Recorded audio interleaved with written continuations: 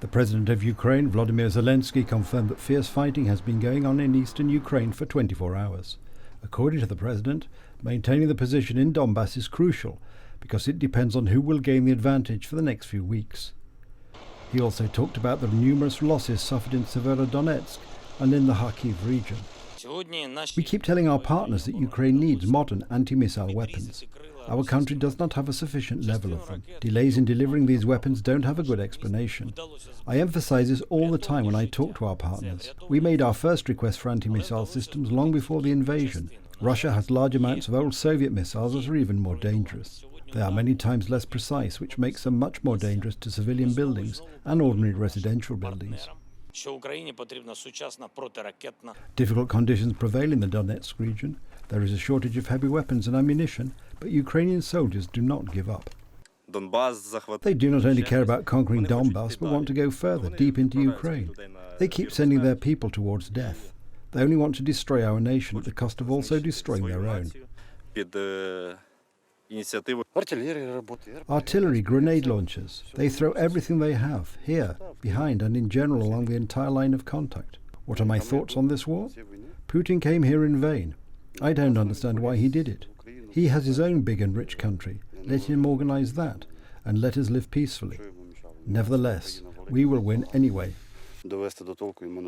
Yesterday, Ukraine's Deputy Minister of National Defense, Hanna Maliar, said that Western partners provided only 10% of the military equipment requested by Ukraine. The price for the delay in delivering weapons is the life of Ukrainian military, the life of Ukrainian civilians and citizens, the next destroyed Ukrainian cities, and the enlargement of the occupied territories. Without international quick support, the Ukrainian army has no chance of confronting the Russian forces.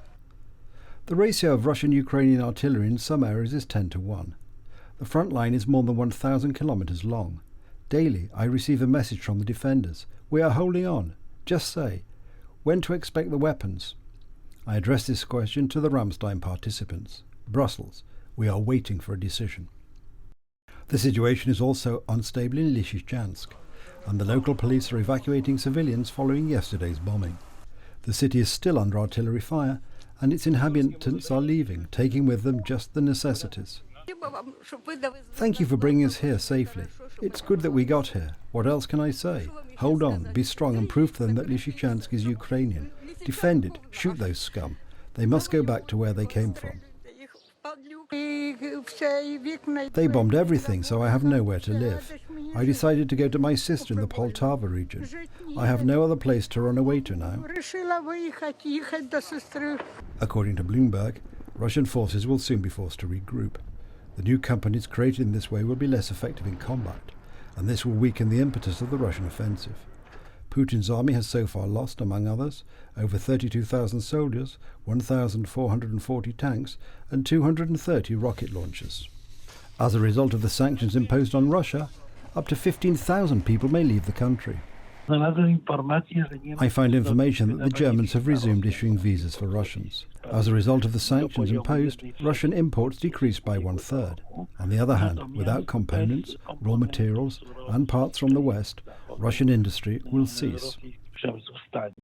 Ukrainian troops are still showing courage and determination in the fight against the many times more powerful army of the aggressor. As a result, they displaced the enemy from previously occupied territories. After today's counterattack, they liberated from Russian occupation the first settlements near Izium in the Kharkiv region.